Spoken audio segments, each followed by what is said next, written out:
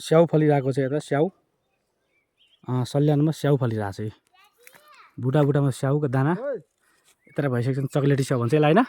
यसलाई के स्याउ भन्छ दाइ? चक्लेटी स्याउ भन्ने हो?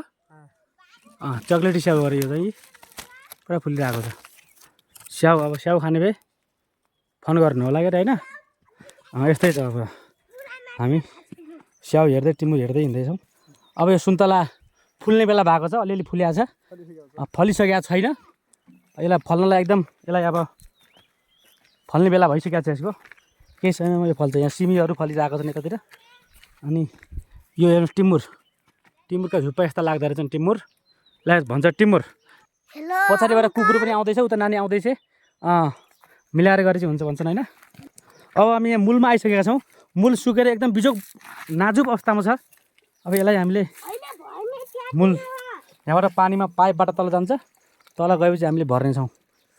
तपाईँहरू हेर्दै गर्नु होला हाम्रो साथमा। मिलाएर गरौँला। मूल सुकेर बर्बाद छ फेरि यहाँ।